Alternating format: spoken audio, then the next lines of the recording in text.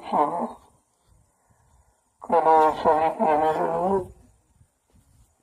जिनका बड़ा सौभाग्य होता है तब ऐसी घड़ी परमार्थी सेवा भी मिलती है। ऐसे सेवा के बारे में महत्वपूर्ण कहा नहीं गया, लेकिन यह परमार्थी सेवा सभी सेवाओं से बड़ी है। देखा कि सबसे सेवक धर्म कठोरा, सेवक चले धर्म मत छोड़ा। सेवक वही जो करे सेवकाई और करे सो करेंगे। इतना बड़ा महत्व सेवक, लेकिन वो तो सेवा अपने स्वार्थ के निमित्त होती है। थोड़ा बहुत लोगों को मिला होता है, जैसे परिवार की सेवा और बाल बच्चों की सेवा करती है, ये तो आपके स्वार्थ की। समाज और देश की सेवा जो करते हैं उनको भी लोग लालच होता है कुर्सी का, अधिकार का और पद का। लेकिन जो ये संत मत में जो संत महापुरुषों ने सेवा रखी है वो परमार्थी सम्मान सेवा, यानी सेवा से जो करते हैं उनका कोई किसी तरह का लोभ लालच नहीं होता, कोई स्वार्थ उनका नहीं होता है। वो तो केवल हुक्म आदेश का पालन करते, इसलिए उस सेवा का लाभ इतना बड़ा है। जो करेंगे, जो आपने शरीर इंद्रियों से बुरा या पाप कर्म जो भी हो गया उसकी अदायगी हो जाएगी। कैसे हो जाएगी? क्योंकि जो आप सेवा करते हैं उसमें तुम्हारा निजी स्वार्थ नहीं। ये जो भूमि आप तैयार कर रहे हो, ये भूमि वो है 88,000 ऋषियों की तपोभूमि है, जो विश्व में कहीं नहीं है। कहीं आप चले जाओ, बड़े बड़े तीर्थ मूर्त सब बने हुए हैं, लेकिन ये लाभ भूमि का कहीं पर नहीं है। इसलिए गोस्वामी जी महाराज को रामचरितमानस में लिख के बताना पड़ा।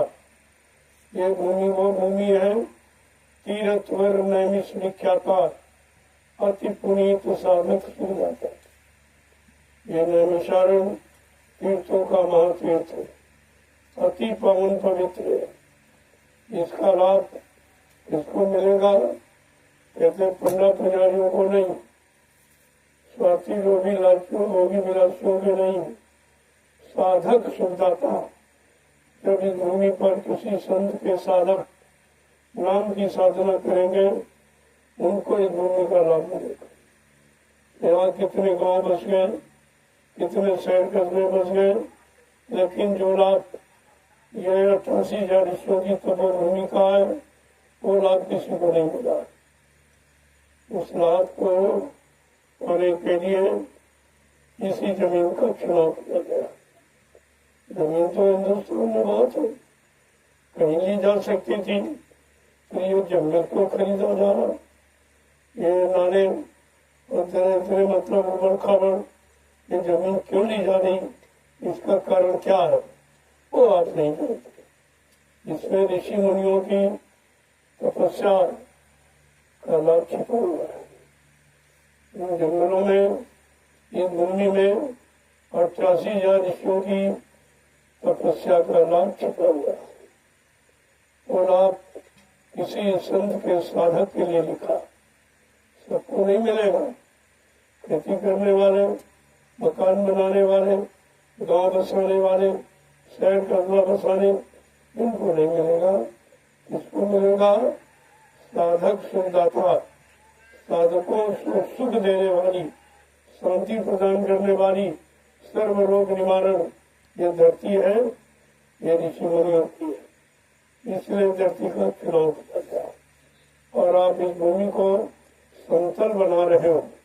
इसके लिए आगे आने वाली पीढ़ी, तो आगे लोग आ रहे हैं करोड़ों की संख्या में, वो इसी भूमि पर बैठकर सिमरन ध्यान भजन करेंगे, सत्संग सुनेंगे, सेवा करेंगे। ये लाभ तुमको मिलेगा क्योंकि व्यवस्था तुम्हारे द्वारा बनाई जा रही है। ये परमार्थी लाभ कहीं नहीं। अभी लोग परमार्थी लाभ जानते ही नहीं है। जब तक संतों के परमार्थी वचन नहीं सुनेंगे, परमार्थी लाभ इनकी समझ में नहीं आएगा। स्वार्थी लाभ तो सब जान गए और स्वार्थ में जुटे पड़े हो, लेकिन जो स्वार्थ तुम्हारे साथ जाने वाला नहीं, अंत समय में तुम्हारे काम आने वाला नहीं है, तुम ले कुछ जा सकते नहीं हो। इसलिए संत महापुरुषों ने जब कलयुग में वो आए तो उन्होंने रास्ता खोला कि आखिरकार साथ क्या जाए, वो कौन सी चीज, कौन सा सामान, कौन सा कर्म, कौन सी सेवा है जो साथ जाएगी। तब ये परमार्थी श्रमदान सेवा ये भूमिका बनाते हैं। ये ऐसी भूमिका है, इसमें आगे आने वाले भविष्य में लाखों लोग लाभ उठाएंगे। ये छोटा मोटा तुम्हारा परिश्रम नहीं है, इस परिश्रम को कोई लिख पढ़ नहीं सकता। ये तो इतना बड़ा लाभ है, इसलिए आपको ये मौका दिया जा रहा है। अब ये आसपास वाले बेचारे को जानते हैं, क्या मालूम ये किसकी तैयारी हो रही है, आगे आने वाले किस समय की तैयारी हो रही है, इनको तो मालूम नहीं कुछ। बेचारों को कभी जानकारी मिली नहीं है, किसी ने जानकारी दी नहीं है, कोई परमार्थी शब्द का जानकार है नहीं जो आपको बताएगा, समझाएगा और परमार्थ सेवा कराकर परमार्थी लाभ आपको दिलाएगा।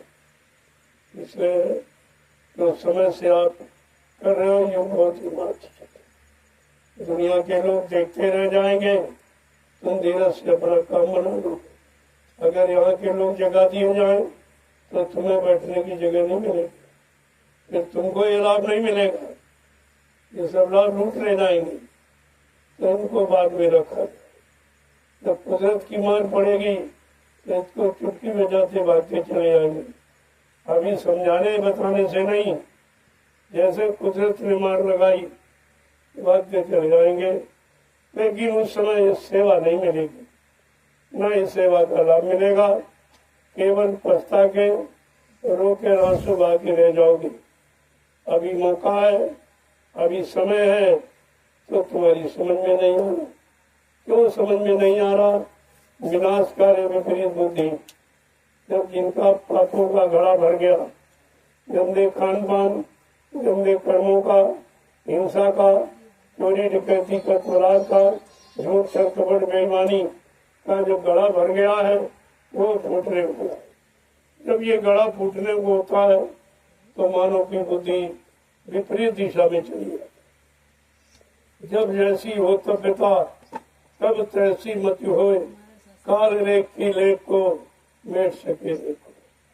अब तुम्हारी बुद्धि पर पत्थर पड़ गया है, तुम्हारे पापों का घड़ा भर गया है, तो अच्छी सच्ची नेक बड़ी बात जिसमें तुम्हारा हित और लाभ है तुम्हारा समझ में नहीं है।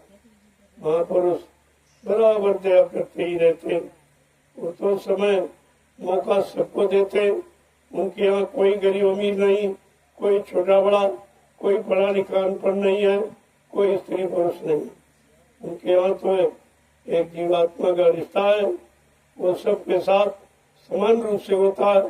जीवात्मा की कोई जात पात नहीं होती है, क्योंकि वो परमात्मा का, न परमात्मा की जाति है कोई, न जीवात्मा की जाति है, न कोई संत महात्मा की जाति। ये जातियों में नहीं बने होते, ये जाति बंधन से बहुत दूर। ये सिर्फ मानव जाति को सर्व सुख और शांति प्रदान करने आते हैं और वो अपना काम निरंतर करते ही रहते। तुम्हारे मानने न मानने पर वो अपना काम न शुरू करते न बंद करते, क्योंकि उनको मालूम है ये काम इंसानों के बस का नहीं। इसलिए तुम्हारे सहारे कोई काम उन्होंने शुरुआत नहीं किया है। अब ये उनकी दया कृपा है जो तुमको इसका भागीदार बना रहे, तुमको हिस्सा दे रहे हैं कि तुम भी परमार्थ में अपनी कमाई कमा लो जो तुम्हारे साथ जाएगी या तुम्हारे द्वारा किए गए पाप कर्मों को मिटाएगी। इसलिए मौका दिया जा, जो कर लेगा लाभ उठाएगा, नहीं करेगा तो पछताएगा। और कुदरत छोड़ने वाली है नहीं, वो तो सख्त सजा देगी। वो तो महात्मा अभी तुम्हारे पर दया बरसा रहे, तुम्हारे सिर पर बरद हस्त रखे हैं, इसीलिए तुम बच रहे हो। तुम समझते हो हम अपने पर पौरुष से बच रहे, और जिस दिन वो अपना हाथ खींच लेंगे तो कुदरत तो अपना फैसला करने को तैयार ही बैठी। कुदरत है तैयार खड़ी, आगे मुसीबत बड़ी पड़ी, तो तैयार खड़ी है तुम्हारे पाप कर्मों की सजा देने के लिए। लेकिन महात्मा दयालु होते हैं, किसी तरह से तुम बच जाओ, सही अच्छे नहीं बड़े कामों में लग जाओ, और जो किया है उसकी माफी करा लो। वो तो सब तरफ से तुम्हारी मदद ही करने आए हैं, और मदद करते हैं और करते रहेंगे। वो अपना सिद्धांत कभी बदलते नहीं, और लोगों को चाहिए कि समय का लाभ उठा ले। समय से जो जागता है चेत जाता है, और समय से महापुरुषों संत महात्माओं की बात को मान लेता है, वो समय का बुद्धिमान व्यक्ति है। वो अपना सारा काम बना लेता है, भूल चूक की माफी भी करा लेता है, पाप कर्मों की माफी करा लेता है, और अपने आगे का रास्ता साफ कर लेता है। इसलिए तुम सबको ये सोचना चाहिए, तुम कितने बड़े भाग्यशाली जो इस जंगल में आए हो। ये जंगल ये तपोभूमि है, ऋषि मुनियों ने जो तपस्या की है इसी भूमि पर। ये 84 कोस की परिक्रमा, जिसका अर्थ किसी ने आपको बताया नहीं है, ये 4 खान 84 लाख नरकों की योनियों से छुटकारा पाने ये धरती है।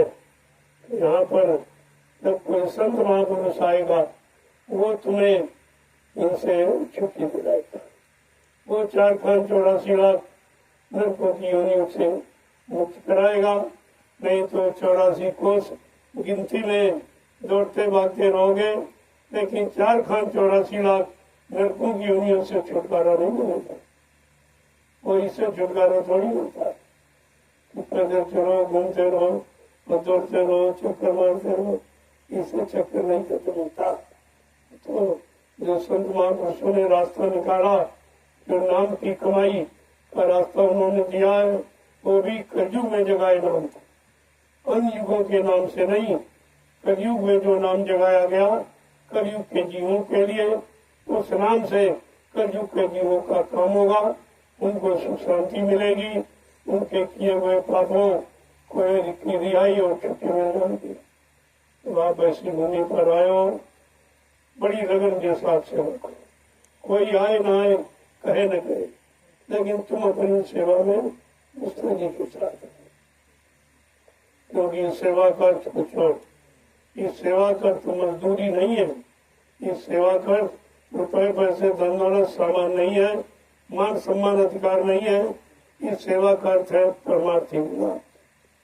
परमार्थी लाभ तो शायद कोई जानता है। परमार्थ शब्द की परिभाषा नहीं आपको बताएंगे, तुम तो स्वार्थ की परिभाषा और मतलब यानी जानते हो, उसी स्वार्थ में लगे पड़े हो। परमार्थ तो किसी ने आपको बताया नहीं। परमार्थ तो संतों का विषय है, संत महात्माओं के सिवा परमार्थ की परिभाषा कोई नहीं बताएगा, कोई जानता ही नहीं।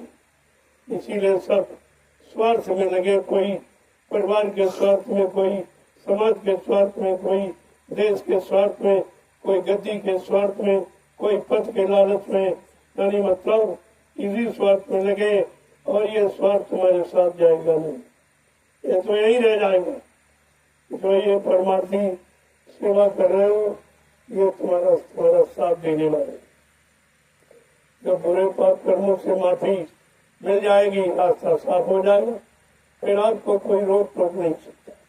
किसी मंडल मुकाम में आपकी जीवात्मा को कोई रोक नहीं सकता है, बल्कि सारे मंडल मुकाम के जो मंडलाधीश है वो जीव की आरती करते, कहते आज ये सदगुरु का जीव अपने घर जा रहा है, कितना भाग्यशाली है। तो सारे मंडल के मंडलाधीश से आरती करते।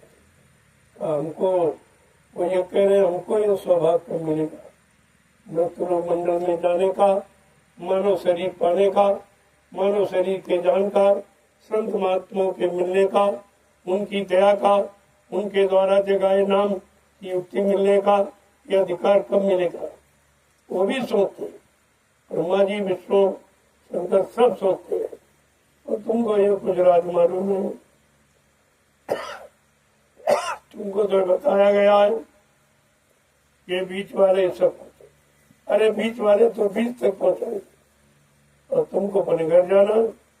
जब तुमको किसी ने तुम्हारे घर का पता बताया नहीं कि जीवात्मा कहाँ की रहने वाली है, कैसे यहाँ आई और किस तरीके से, और यहाँ किसने फंसा लिया, अब वो कौन निकाल सकता, कौन निकाल के घर पहुंचाएगा, ये सारी जानकारी सत्संग के माध्यम से मिली।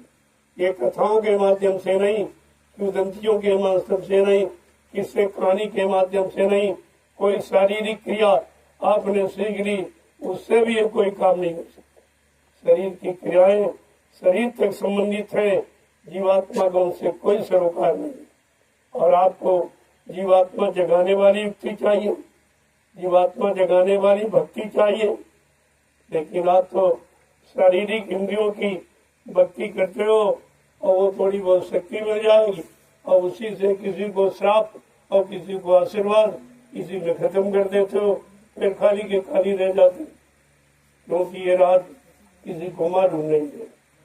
यही संत महापुरुषों ने आकर कलयुग में राज खोला और सब जीवों को जगाया और जगा के खड़ा किया और कहा, तुम्हारे अनंत जन्मों के पापों का बोझा जो सिर पर लादे हो, ये कोई भी शारीरिक क्रिया करके आप खत्म नहीं करते।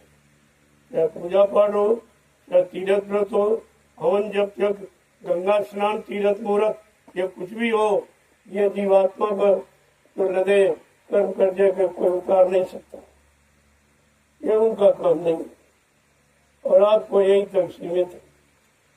दूसरे नाम तक आपको बताया गया, और तुम्हारी पूरी मंजिल है 5 नाम और 2 नाम तक सीमित। दूसरे नाम तो ब्रह्मा विष्णु महादेव और राम कृष्ण सब दूसरे नाम तक सीमित है, यही तक इनकी पहुंच है, यही उनकी मंजिल है। लेकिन तुम्हारी जीवात्मा की असली मंजिल 5 मुकाम हो।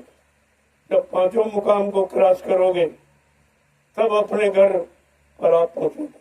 वो असली स्थान है, वो असली धाम है, उसी को परम धाम कहते हैं, उसी को अनामी धाम कहते हैं। जब तक वो नहीं मिलेगा तब तक जीवात्मा को शांति नहीं मिलेगी। आपको ये सब जानकारी सत्संग से लेनी चाहिए। इसलिए मैंने 12 वर्ष से लगातार हिंदुस्तान में घूम घूम कर यही संदेश दिया है कि तुम्हारा असली मानव कर्म क्या है, तुम्हारा असली मानव धर्म क्या है, तुम्हारी असली मानव जाति क्या है, ये सब जानकारी दी गई। लेकिन इतनी पुरानी तुम्हारे पर कर्मों की काली गंदगी चढ़ी है, ये अच्छी सच्ची बात तुम्हारी समझ में नहीं आती। इतनी ज्यादा गंदगी में तुम लिपायमान हो गए, आपकी समझ में नहीं आ रहा कि अच्छा सच्चा रास्ता था। रास्ता सरल है, लेकिन लोगों ने इतने झंझट और झगड़े लगा दिए, इतनी अटकलें और बाधाएं लगा दी कि आप उस तरफ जाना ही नहीं चाहते, जाना पसंद ही नहीं करते, जबकि रास्ता सीधा। वहां जाने के लिए कोई कठिन रास्ता नहीं है, बीच के रास्ते अटकलें हैं, ये बाधाएं हैं, ये सब रोकेंगे कि अरे भाई क्यों ऊपर जा रहे हो, यही तक सब कुछ है। ये बहकाने वाले हैं बीच में, इन्हीं को ठग खा गया, ये सब बैठे हुए और ये लोगों में आपको रोक लेंगे। अगर सदगुरु का जीव नहीं है तो सदगुरु की शक्ति का पावर नहीं है, नाम का पावर उसके अंदर नहीं है, नाम दान की शक्ति नहीं है, तो जीव को ये सब रोक लेंगे। अगर नाम पावर है तो ये सब झुक जाएंगे, प्रणाम करेंगे सदगुरु के जीव की आरती को कि आज सौभाग्य से सदगुरु का जीव अपने घर जा रहा है। हम लोग यहीं पड़े हैं, यहीं भोग रहे हैं, जाने का मौका कब मिलेगा, कब मृत्यु लोक में जाने का मौका मिलेगा, कब मानव शरीर का मौका मिलेगा, कब मानव शरीर के जानकार संत महात्मा फकीर मिलेंगे, उनकी दया मिलेगी, उनके द्वारा जगाए नाम का आधार मिलेगा, नाम की शक्ति मिलेगी, नाम की भक्ति मिलेगी, तब हम मुक्ति पाकर अपने घर जा सकेंगे। ये सब जानकारी आपको रखनी चाहिए। और ये कहीं आपको, तुम कहीं चले जाओ, ये सत्संग, ये असली सत्संग, ये सत्य का संग है, ये सतलोक सचखंड अनामी धाम जाने का सत्संग है, ये जीवात्मा को सच्चाई देने वाला सत्संग है। इसलिए सत्संग की आवश्यकता कलयुग के जीवों के लिए अति अनिवार्य है। अब आपके सामने जीवन रक्षक गुरु पूजा महान पावन पर्व होने जा रहा है, जो कार्यक्रम 19 जुलाई से 24 जुलाई तक रखा गया। आप उसमें अनोखा संदेश सुनेंगे। तो किसी ने कभी नहीं बताया जो 4 वेद 18 पुराणों में, 19 उपनिषदों में, 36 ऋचाओं में भी नहीं है, बाइबल पुराणों में भी नहीं है, वो संदेश आपको 19 जुलाई से 24 जुलाई तक सुनने को मिलेगा। आप इसको सुनिए, तब तुम्हारे अंदर जागरूकता होगी, कुछ चिंता होगी कि हम कहाँ फंस गए, हमारा रास्ता किधर है, हम किधर से आए हैं, कैसे उधर जाएंगे। ये जानकारी तब आपको होगी, तब आपको पछतावा होगा, चिंता होगी, आखिरकार हम अपने सच्चे रास्ते पर कब चलेंगे। ये तो जितने रास्ते हैं ये सब अटकाने वाले 4 खान 84 लाख नरकों की योनियों में बार बार जन्म और मरण ये दिलाने वाले हैं। ये तो घर पहुंचाने वाले रास्ते नहीं। जब सत्संग सुनोगे तब आपकी समझ में सच्चाई का ज्ञान होगा, सत्य का ज्ञान होगा, सतलोक सचखंड अनामी धाम की महिमा तुम्हारी समझ में आई। जय गुरुदेव, जय गुरुदेव, जय गुरुदेव, जय गुरुदेव, जय गुरुदेव। जय गुरुदेव। प्रेमियों के युग में जब संत पधारे, उन्होंने सत्संग की चर्चा की। उन युगों में कथा वार्ता सुनाई जाती, शुभ कर्म करने की। शुभ कर्म से क्या होता है? मान मिलता है, सम्मान मिलता है, सामान मिलता है, और भजन करने से भगवान मिलता है। ये दोनों रास्ते अलग हैं। अब तुम्हें सोचना चाहिए कि भगवान से मिल रहा है कि सामान और सम्मान से मिल रहा है। ये निर्णय तुम्हें लेना चाहिए, क्योंकि सामान और सम्मान ये जितना भी ये काल माया का, ये तुम्हारे साथ जाने वाला नहीं है, तुम्हारे अंत समय तक काम आने वाला नहीं है, तुम साथ लेके नहीं जा सकते हो। लेकिन जो भजन का रास्ता संत महापुरुषों ने रखा है वो तुम्हारे साथ जाने वाला है। ये नाम की कमाई तुम्हारे साथ जाए, दाम की कमाई यही छूट जाए। अब ये दाम मिला है तो उसे परमार्थ करना है। ये धन परिवार के पालन पोषण के लिए और धर्मार्थ के लिए मिला। ये फिजूल खर्ची, ये अखाद्य पदार्थों में, ये व्यभिचार उपचार में, ये गंदे कर्म करने के लिए नहीं मिला। नहीं तो माया भी आपको सजा देगी। माया भी खुश होती है जब माया को किसी धर्मार्थ में लगाया जाता, परमार्थ में लगाया जाता। वैसे तो इस समय सब दुरुपयोगी कर रहे, शराब में तो धन बर्बाद कर रहे, मांस वगैरह में तो बर्बाद कर रहे, झूठ चक्रवर्ण बेईमानी में, घूस और रिश्वत में, मार और काट में, यानी मतलब इसी में तुम्हारा सारा धन जा रहा। इसकी सजा अलग मिलेगी। ये माया के लोक में जीवात्मा पहुंची है, तुम माया सजा देगी। तो मेरा गलत जगह प्रयोग किया, गंदे कामों में प्रयोग किया, गंदे कर्मों में खर्च किया, तो वो भी सजा आपको देगी। क्योंकि माया भी मिली है तो परिवार का पालन पोषण और समाज देश की सेवा, इसके लिए और दोनों काम कर लो तो आपका कर्म खत्म हो जाएगा, कर्जा खत्म हो जाएगा। ये दोनों काम करने के लिए मिला है।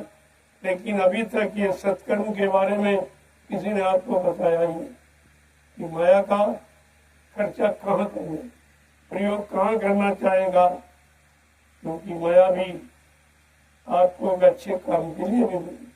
कोई जरूरी कि तुम माया पाके बुरे ही काम करो, धन पाकर बुराई खान पान करो और बुरे कर्म करो, इसके लिए तो नहीं मिली। अरे भाई अच्छे काम के लिए और अच्छे कर्म के लिए तो भी आपको मिली है, लेकिन कितने लोग यानी हिंदुस्तान के विश्व में ऐसे हैं जो माया का सदुपयोग करते, सब बुरे कामों में करते, सब बुराइयों में बर्बाद करते, यह जाए सजा पर आत्माएं, इनकी जीवात्माएं अभी हजारों बार नरकों में जाएंगी, बेचारी पछताएंगी, रोएंगी, कहेंगी संत महापुरुषों का दर्शन दीदार नहीं मिला, वो उनको मिले नहीं, उनकी दया मिली नहीं, तो मतलब यानी कितना पश्चाताप होता। और आपको मिला तो आपकी मन नहीं समझती, आपको भी पहचान नहीं, आप भी जानकारी नहीं कर पा रहे हो, लेकिन धीरे धीरे ये जबरदस्ती आपको सेवा में लगाया जाए और आपको अभी सेवा का शारीरिक लाभ भी दिया जाए। तमाम तरह की बीमारी जो लाइलाज दवा डॉक्टर में हकीम नहीं ठीक कर सकता है, वो परमार्थी सेवा आपका काम करेगी। लेकिन आते जाते ये नहीं एक बार आए लाभ मिल गया तो दूसरे करने के बाद फिर जब मैं ब्याज किया आपको देना पड़े, वो मैं ब्याज का आपका लागू हो गया। इसलिए आते जाते रहो, जहाँ संबंध जोड़ते हो, अगर साथ दूसरा न जाओ तो सब रिश्ता ही टूट जाता है। लोग कहते थे रिश्ता चलाना नहीं चाहते, और तुमने ये कितना बड़ा रिश्ता परमार्थ का जोड़ा है, आत्मा परमात्मा के मिलन का, तो इस रिश्ते को कोई महत्व नहीं देते थे।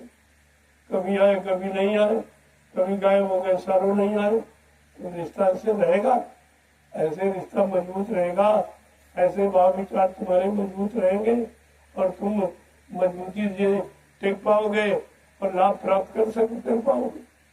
ये सब समझना चाहिए। तो धीरे धीरे जब सत्संग में तुम सुनोगे तो तुम्हारी सुनोगे।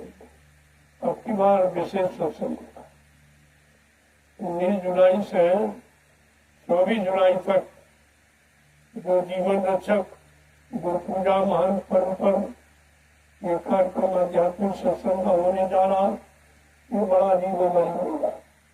तो आपने कभी नहीं सुना होगा तो सुने को धीरे धीरे और उसी तरफ आपको ले जाया जा रहा जहाँ की जरूरत है। यहाँ फंसने की, यहाँ रहने की, यहाँ बार बार जन्म मरण के चक्कर में आने की जरूरत नहीं है। अब आप सबको अपने घर जाने की जरूरत है, इसलिए रास्ता बदलना पड़ेगा। इस रास्ते में तो आप फंस रहे हो, झगड़े झंझटों में, स्वार्थ लोभ लालच में, भोगों में, भोग के रोगों में, यहाँ सब कुछ मिलने वाला है नहीं। आप जरा सा अपना रास्ता बदलो, अपनी असली मंजिल की तरफ तैयारी करो। इसलिए मैंने 1 महीने का साधना शुरू रखा, उसमें साधना संबंधित साधना कराई जाएगी, सामने बैठा कर, और सत्संग रूबरू फेस टू फेस सुनाया जाएगा, और इसके बाद सेवा भी कराई जाएगी। ये तीनों काम तो अध्यात्म के स्तंभ है, मूल। सत्संग करो, सेवा करो और भजन, ये तीनों रास्तों की जानकारी और तीनों रास्तों का लाभ आपको सावन के महीने में एक साधना शिविर लगने जा रहा है। उसमें लोगों को एक नवीनतम संदेश जीवात्मा के जागरण का दिया जाएगा, जो संत महापुरुषों का बताया हुआ। ये किसी ज्ञानी विज्ञानी का नहीं है, ये संतों की निजी उनकी सोच है, निजी उनकी खोज है, जो उन्होंने साधना में इसको पाया है, जो लाभ मिला है, वो लाभ वो सबको देना चाहते, वो छिपाना नहीं चाहते, अपने साथ ले जाना नहीं चाहते, वो सब यही बांटना चाहते जीवों को, कि बांट कर ही जाऊंगा, खाली करके जाऊंगा, लेके नहीं जाऊंगा। तो आपको तो समय से ले लेना चाहिए। अब वो साधना शिविर में इतने साधक आएंगे, कितने जिज्ञासु आएंगे, कितने भक्त आएंगे, कितने प्रेमी आएंगे, तो वो गिनती असली मानी जाती है कि अध्यात्म में चलने वाले कितने लोग हैं, घर जाने वाले कितनी जीवात्माएं हैं, ये तो पता चलेगा। इसके लिए एक ये ट्रेनिंग पीरियड है, जिसे आप साधना शुरू करते हैं, वो आपके सामने रखा जाएगा। वो वैसे 22 जुलाई से लागू हो जाएगा। सावन का महीना 22 जुलाई से लागू हो जाएगा और आपका कार्यक्रम 19 जुलाई से पहले से शुरू हो गया। तो इसीलिए ये संदेश सब साधना से संबंधित होता है, इधर उधर की बातें नहीं। और तो मैं जब बाहर निकलता हूँ देश दुनिया में, तो देश दुनिया के लोगों को भी जगाने के लिए मिला जुला संदेश देता हूँ। लेकिन ये ज्ञानाश्रम पर एकदम आध्यात्मिक ज्ञान का संदेश होगा, इसीलिए इसका नाम रखा गया जय गुरुदेव आध्यात्मिक ज्ञानाश्रम। कहीं नहीं किसी को मिलेगा ये नाम, हिंदुस्तान में चले जाओ कहीं कहीं नहीं मिलेगा। आश्रम तो लाखों बने, लेकिन ये नाम आपको नहीं मिलेगा। इसलिए तीनों आश्रमों का नाम बिल्कुल निराला है और आपको ये समझना चाहिए। जय गुरुदेव। अब ये उसी की तैयारी हो रही है। तैयारी में भी आपका परमार्थ बन रहा है। आज आप सड़क साफ करके आए हो कि अपने लेकर जो लाखों प्रेमी आ रहे हैं उनके निकलने का रास्ता साफ। इतना बड़ा परमार्थ आज आपने कमाया है। यहाँ जो भी काम होगा, जो भी सेवा होगी, वो परमार्थ। यहाँ स्वार्थ लोभ लालच ये नहीं सिखाया जाता। ये माया का कोई खेल यहाँ न खेला जाता है न खिलाया जाता है। इस माया के खेल से आपको अलग किया जाएगा। जो धीरे धीरे जान जाओगे समझ में आ जाएगा। अभी तो आप माया के वसीब हो। तो संत महापुरुषों ने बताया तो है कि माया महा ठगिनी हम जानी। कहते हमने जाना कि बहुत ठगी है। इसने ब्रह्मा को ब्रह्मानी के रूप में ठगा और विष्णु को लक्ष्मी के रूप में ठगा और शिव को पार्वती के रूप में ठगा और राम को सीता के रूप में ठगा और कृष्ण को राधा के रूप में ठगा और देवताओं को देवी के रूप में ठगा। कोई नहीं बचा, सब। लेकिन आपको उस ठगनी से बचाया जा रहा है। उस ठगनी से अलग रास्ते पर चलाया जा रहा है। उस रास्ते का नाम है परमार्थी रास्ता। वो लोग जानते ही नहीं। न ऋषि मुनियों ने जाना, न योगियों ने जाना, न अवतारी शक्तियों ने जाना, न ज्ञानी विज्ञानियों ने जाना, किसी ने। अब वो कलयुग में संत महापुरुषों की दया हो गई, जो परमार्थी शब्द की जानकारी दे रहे हैं, परमार्थी शब्द का लाभ बता रहे हैं, परमार्थी शब्द का लाभ कैसे मिलेगा उसका तरीका बता रहे हैं। ये सेवा, ये तरीका बिना सेवा के मैं बनेंगे, बिना सेवा के कुछ नहीं मिलेगा।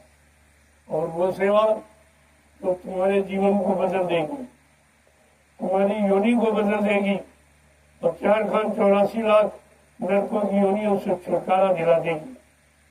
वो तो ऐसी ऐसा रास्ता लेके आए हैं और उसी रास्ते पर चलने चलाने का अभ्यास करा रहे हैं।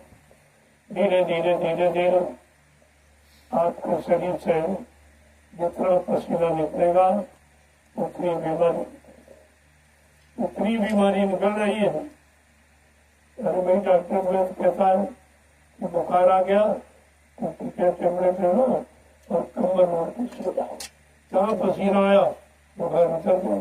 अरे तुम्हारा तो 24 घंटे पसीना निकल रहा, बुखार मारने की जगह ही नहीं, वो कैसे आएगा? तुम्हारा तो बुखार आने का रास्ता ही बंद कर दिया, इतना पसीना। और अगर हवा ठंडी चले पानी पर से पूरी पसीना नहीं निकले तो दया कहाँ हुई? ये तपस्या नहीं है, इसलिए हवा को भी बंद कर दिया जाता है। इतनी उमस पैदा कर दी जाती, खूब पसीना निकले, सब कपड़े में जाए और फिर जब थोड़ी सी हवा चलेगी तो आपको कितनी ठंडक महसूस, ठंडक कितनी महसूस होती। इसका मतलब गंदगी निकल के जाने के बाद शरीर को, मन को ठंडक यानी शांति मिलती, इनके बारे शांति नहीं मिलती। जय गुरुदेव, जय गुरुदेव, जय गुरुदेव, जय गुरुदेव। जय गुरुदेव। नाम किसका? प्रभु का। प्रभु का प्यारा नाम। जय गुरुदेव। प्रभु आज आपने बहुत मेहनत की, इसलिए मैं ज्यादा समय आपका लेना नहीं चाहता। वैसे आप पूरे दिन परमात्मा संदान सेवा करके आए हो, लाखों लोगों ज्ञानी का रास्ता आपने बनाया। सब लोग अपने रास्ते में सब करते हैं। ये गाँव के लोग तो कुछ नहीं जानते बेचारे, बिल्कुल अज्ञानी जीव है, पशु जीवन बचे, पशुओं जैसे जीवन, इनको कुछ, इनकी गलती नहीं है, इन्होंने कोई ऐसा अच्छा कर्म किया ही नहीं है तो इनको कुछ सच्चाई अच्छाई समझ नहीं आ रही। ये इनके कर्मों का फल है। सब कुछ होते हुए भी कुछ नहीं। बड़े समुद्र में कहते हैं बात तो सुन लो, जहाँ समुद्र खुला हुआ है, पाया जा रहा, वहाँ एक एक बूंद के लिए तरस रहे हैं। यही उनका दुर्भाग्य, यही बुरे कर्मों की सजा है। जो अच्छे की तरफ ना ये आ सकते हैं, ना अच्छा काम कोई कर सकते, ना अच्छा खान पान कर सकते, ना अच्छे रास्ते पर चल सकते, ना अच्छाई का कोई लाभ इनको मिल सकता है। यह दुर्भाग्य, यही इनका दुर्भाग्य है। अगर तुम्हें सामने होना, कोई दर दर नहीं सामने, और लाभ पाने वाले लाभ ले रहे, लूट रहे, और ये खड़े देखते रह जाए। उनकी किस्मत में परमार्थी लाभ नहीं लिखा, ये नहीं लिखा, और ये बिना किए का तो मिलता ही नहीं। जब कोई अच्छा कर्म किया ही नहीं है तो लाभ कैसे उनको जबरदस्ती दे दिया। मैं तो देने के लिए गांव के अंदर आश्रम बना दिया कि चलो वहां से नजदीक जहाँ नहीं आ सकते हो, अपने घर से सुनोगे, तो आपके लिए रास्ता से सब निकाला जा रहा है। आपको लाभ देने के लिए तुम्हारे दरवाजे ये आश्रम बना दिया गया कि ताकि समय से प्रभु नाम की आवाज तुम्हारे कान में पहुंचे, तुम्हारा कुछ भला, तुम्हारा कुछ कल्याण होगा। लेकिन अगर किस्मत में नहीं तो फिर नहीं, तो नहीं मिलेगा। क्योंकि होनी होनहार बलवान, इसे कोई मत मानो झूठे। जो आपने किया है वो होनी है, वो होके रहेगी। क्या उसे हम या कोई मिटा देंगे? मिटा तो सकते हैं, लेकिन तो हमारी बात नहीं मानो, हमारी बात नहीं सुनोगे, हमारे अनुसार अपनी करनी नहीं बनाओगे, तो हम भी क्या कर सकते। इसीलिए महापुरुषों ने ये बताया कि होनी कितनी प्रबल है। होनी होनहार बलवान, इसे कोई मत मानो झूठी। गई मंथरा पास के गई, पिला गई बूटी, राम लखन वनवास से धारे, दे राजा दशरथ की छूटी, इसे कोई मत मानो झूठी। पर नारी के हेतु रावणा, नियत करी खोटी। परिणाम क्या हुआ? लंक गण सोने, ये सबसे बुरा है। पर नारी गमन, ये सबसे बड़ा पाप है, इससे बढ़कर कोई पाप। परदारी, परदारा और परधन, इन दोनों से बचना चाहिए। और इस समय दोनों पर मोरा, दोनों की बहुतात है, दोनों बढ़ रहे हैं, तो समझ लो विनाश की स्थिति में खुद कल्याण करें। जब माया के गुलाम होते हैं तो समझ लो उन जीवों को छुटकारा बहुत। जब अहंकार गरुड़ गुमान अंदर प्रवेश कर जाए तो ये विनाश की तरफ ले जाने की स्थिति। आज ये सब देखिए, इसी की हर जगह जगह जगह पर लड़ाई झगड़े, जगह जगह पर मतलब यानी सब बुरे शब्दों का वाणी से प्रयोग, करना, जबकि वाणी प्रभु के नाम के उच्चारण के लिए मिली है और ये कहाँ लगा रहे हैं? तो सजा नहीं तो क्या इनको फिर क्या फिर कभी मानव शरीर मिलेगा? नहीं। मानव शरीर वाले भी कर्म इनके पास, ये तो पशुओं वाले कर्म कर रहे हैं, इसीलिए पशु योनि में बार बार जन्म मरण होता रहेगा। उनकी उम्र कम होती है, बार बार मर गए, 18-20 साल, फिर मर गए, फिर पैदा, फिर मरे, फिर मैदा, यानी जन्म मरण से इनको कभी छुट्टी नहीं मिलेगी। जय गुरुदेव। जय गुरुदेव। अब आप लोग धीरे धीरे पति जलिया भी डालो, आप तब आओगे। पति जलिया प्रेम डालकर आइए और प्रसाद ले लीजिए। ये 5-25 का अभियान ये सबसे महत्वपूर्ण है, क्योंकि आप थकी हुई अवस्था में, और थकी अवस्था में जब कोई आदेश दिया जाए, उनका जो पालन करता है वो असली सेवा बन जाती है। जैसे गरीबी में जो सेवा देता है वो सेवा करता है। और तुमको 10 लाख 20 लाख दे दिया गया और 1 लाख तुमने लौटा दिया, तो 19 लाख तो भी हमारा ही तो होने पर तुमने हमको दिया ही क्या? इसलिए गरीबी में मालिक की करीबी हासिल होती है। इसलिए संत मत दीन गरीबी का गहना, दीन गरीबी संत मत का गहना जिसने पहन लिया वो पिया के घर जाएगा, वो प्रीतम के घर जाएगा, वो प्रीतम से मुलाकात करेगा। इस बात को आपको ध्यान में रखना चाहिए। इसलिए भक्त को, गुरु भक्त को, गुरु प्रेमी को हमेशा गरीब, जो गरीबी आएगी गरुड़ गुमान घुमंड अपने आप समाप्त हो जाए, अपने आप चला जाए। क्योंकि जब गरुड़ गुमान रहता है तभी अकड़ रहती, कभी क्रोध आता, कभी आपके अंदर हरे को सताने की, दागने की, लड़ने झगड़ने की भावना रहती। इसलिए संत महापुरुषों ने अपने भक्तों को दीन और गरीब रखा। दीन गरीब इधार तेरे भले की कहूँ, मान प्रतिष्ठा छोड़ तेरे भले। ये दोनों चीज, अगर जिसने ये गहना पहन लिया उसको तो कोई रोक ही नहीं सकता, उसके पिया पी तुमसे मिलने से उसे कोई नहीं। जय गुरुदेव। जय गुरुदेव। अब आप ये 25 जलिए का अभियान पूरा कर लो और आ जाओ।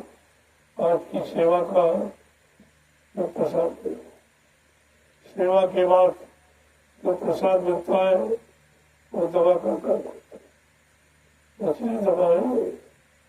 इससे कोई कष्ट मुसीबत आपके पास नहीं हो सकती, लेकिन सेवा से ऊपर जाओगे तो फिर दया से ऊपर, सेवा से ही दया। सेवा, सेवा 3 बार बोलो, क्या होता है? सेवा, सेवा से जिससे मालिक मिल जाए, जिस सेवा से मालिक मिल जाए वो असली सेवा। चलो प्रेमियों, जल्दी से प्रेम, प्रसन्नता, उत्साह के साथ ये 25 जलियां जानिया, इसमें 20 तुम्हारी 5 हमारी, क्योंकि मैं तो बुढ़ा हो गया और ये सेवा हमारी से नहीं हो पाती। वैसे मैंने बहुत सेवा किया, ये मथुरा समय से नहीं बना, बहुत सेवा, उतनी सेवा तो आप कर नहीं सकते। 12-12 घंटे लगातार घोड़ा चलाया है और जलिया डोई है। इतने बड़े बड़े यानी गड्ढे जिसमें हाथी डूब जाए, इतने बड़े बड़े गड्ढे काटे गए हैं। ये मथुरा आश्रम ऐसे नहीं बना, बड़ी मेहनत से। आश्रमों का निर्माण मेहनत से होता है, इसीलिए उनका नाम आश्रम, अपना परिश्रम, प्रेमियों का श्रम परिश्रम से तैयार कराया जाता है, इसलिए उसका नाम आश्रम रखा जाता है। ये सब आपको ध्यान में रखना चाहिए। जब किया तब आपको करा रहा हूँ, क्योंकि करके मैंने उस लाभ को जाना है, तब आपको लाभ पाने की युक्ति बता रहा हूँ। कि लाभ पाने की सच्ची युक्ति यही सेवा, इसके अलावा कुछ अजन्म अजन्म भी कलयुग में तुम्हारे से हो नहीं सकता। तुम्हारा मन भी शांत नहीं, मन भी शुद्ध नहीं, शरीर भी शुद्ध नहीं, इंद्रियां भी शुद्ध नहीं, खान पान भी शुद्ध नहीं, बोली भाषा भी शुद्ध नहीं, विचार भी शुद्ध नहीं, लिहाजा भजन नहीं हो सकता। भजन गंदगी में नहीं होता है, शुद्धता में, निर्मलता में, चरित्रता में ही भजन होता है। और ये कोई चीज अभी आपके अंदर नहीं, इसमें आपको लाभ तो देना ही है, तो कोई न कोई तरीका बदल दिया जाएगा। चलो वो कठिन लग रहा, तो ये तो सरल है कि आप मिट्टी सिर पे रख के जा सकते। ये सबसे सरल, ये मिट्टी नहीं है, ये तपोभूमि है। ये 88,000 ऋषियों की तपोभूमि, तपस्या की हुई ये मिट्टी है जो आप सिर पे रख के डाल रहे। तभी तो इस मिट्टी को सिर पर रखोगे, जो सिर पर पापों का बोझा लदा है वो धीरे धीरे खत्म हो जाएगा। ये मिट्टी वो काम करेगी। मिट्टी तो दुनिया में सब मिट्टी मिट्टी है, लेकिन ये मिट्टी कुछ नहीं मिट्टी। इसलिए आपको यहाँ लाया गया। ये जंगल झाड़ी आपको साफ कराया जा रहा, ये बड़े बड़े नाले आपके सिर पर मिट्टी रखकर आपने इनको बंद कराया जा रहा।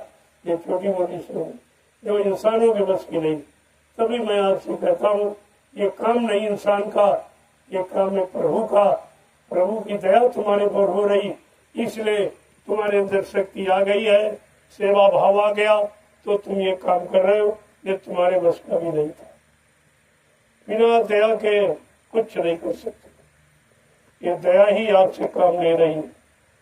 दया आपको शक्ति प्रदान कर रही, आपको बल प्रदान करती है, तब आप सेवा में लगो। जय गुरुदेव। देखो कार्यक्रम की तैयारियां, क्योंकि अब मात्र 4 दिन आपके पास सारी तैयारी होनी है। इसलिए ये जो मिट्टी आप डाल रहे हो, ये आपका आध्यात्मिक सत्संग मैदान है। ये सत्संग स्थल एक नई जगह पर आध्यात्मिक सत्संग की शुरुआत होने जा रही है। इसलिए जमीन का चुनाव किसी को नहीं मालूम था ये जमीन कभी सत्संग स्थल के काबिल बनेगी। ये बात किसी को तत्काल आपको मिली और मतलब तुरंत आपको सेवा मिल गई, और सेवा के द्वारा आपने इसको सत्संग का रूप दे दिया। ये बहुत बड़ी बात है।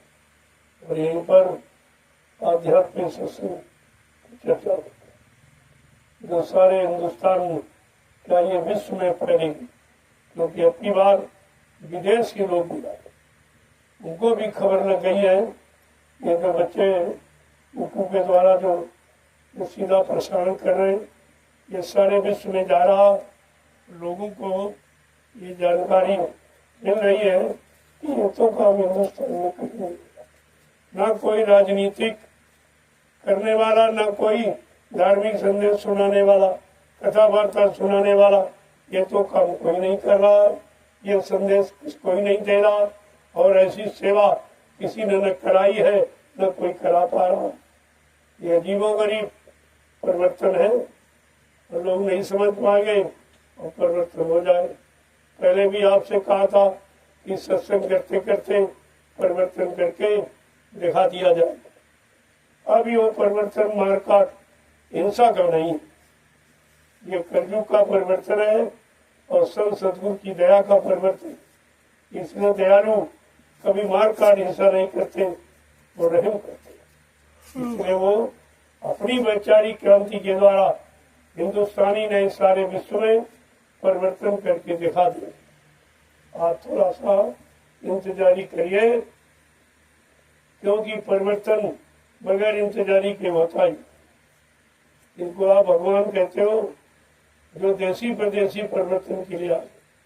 भगवान राम, उनको 14 वर्ष चाहते तो अयोध्या से फौज ले जाकर रावण को चढ़ाई करके मार देते, लेकिन नहीं। इतिहास इंतजारी के द्वारा बनता है। 14 वर्ष इंतजारी की कहाँ जंगल। अयोध्या में गद्दी पर बैठ के नहीं, घर गृहस्थी में नहीं, जंगल ये इंतजारी का समय 14 बरस की थी और आपको 12 बरस हो गए। बात को समझी जाता है। अभी 2 वर्ष बाकी। फिर संतों का वर्ष कुछ और होता, उनकी गणना गिनती कुछ अलग, तो सांसारिक तौर की गणना गिनती नहीं होती, इसलिए उनके बारे में कोई सुनता नहीं।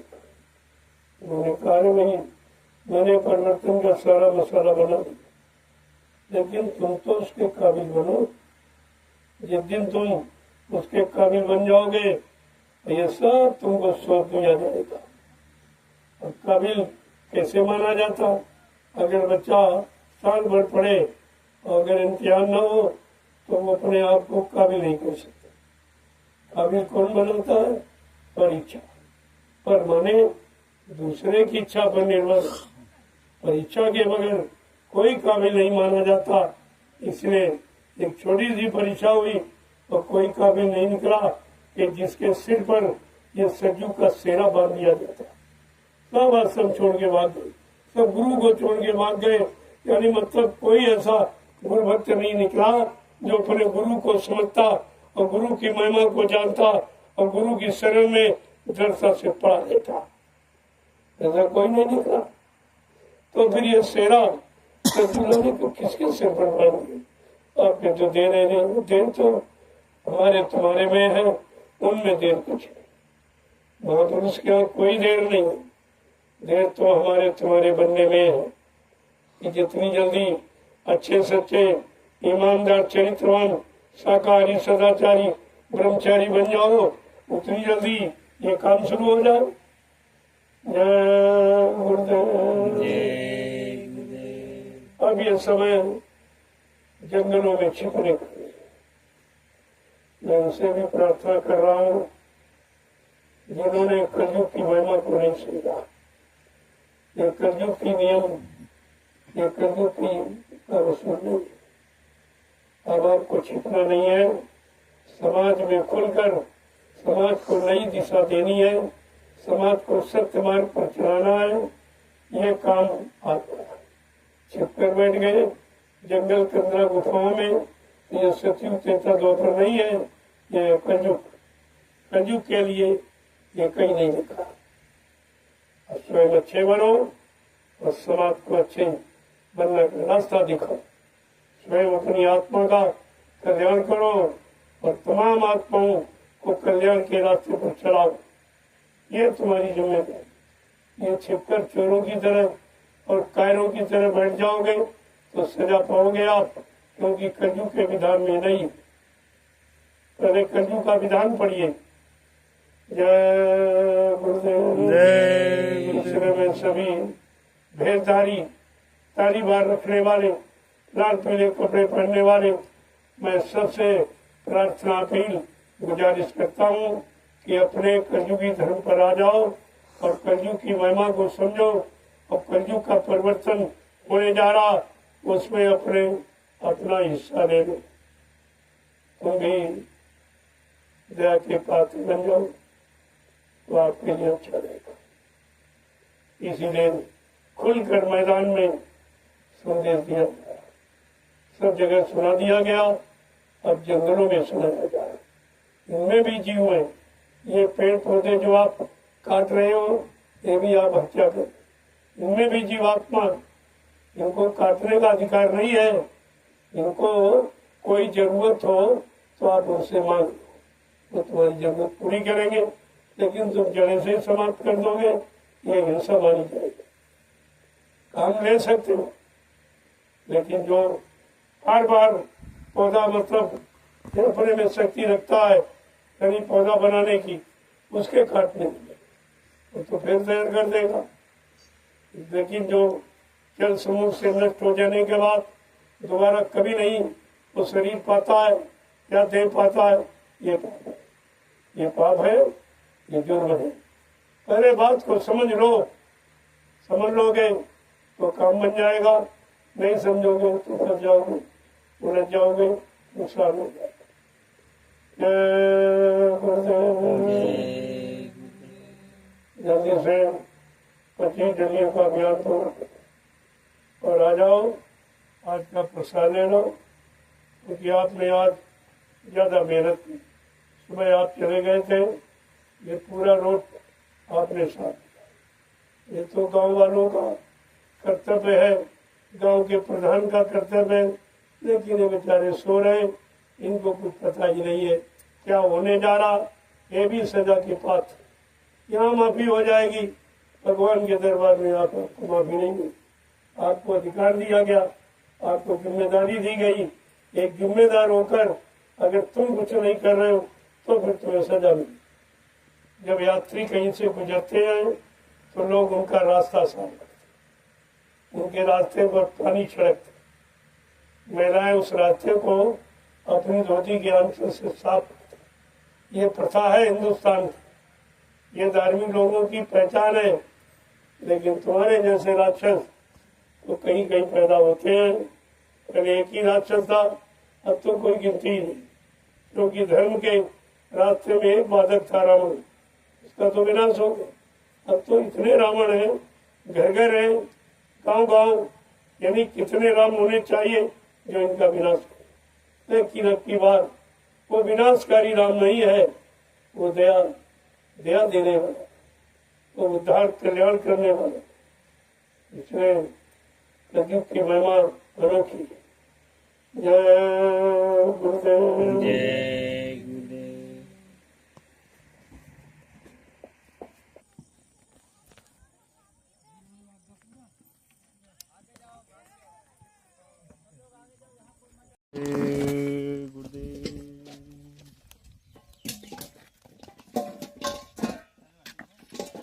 अब रोड निर्माण की सेवा प्रारंभ है। प्रेमी धीरे धीरे अपने वाहन से आ रहे हैं। राष्ट्रीय कार्यक्रम ये गुरु पूजा का महान पावन पर्व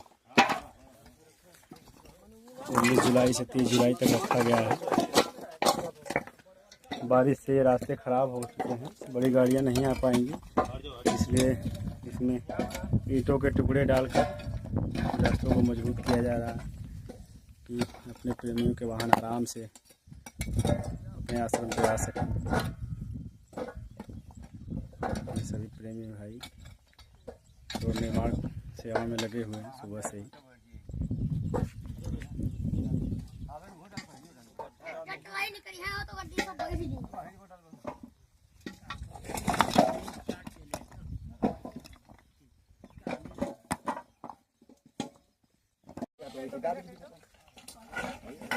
ऐसे तो थोड़ा बराबर दुनिया नहीं करी है है बनाई दो वो कुल काटे ही बना जहां जहां खाद को पहले ईटा धरा दे तब करे बाद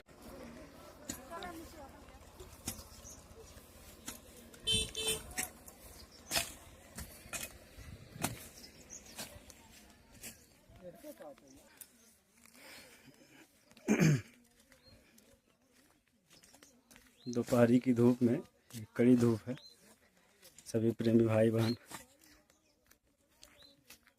रोड निर्माण की सेवा में लगे हुए हैं।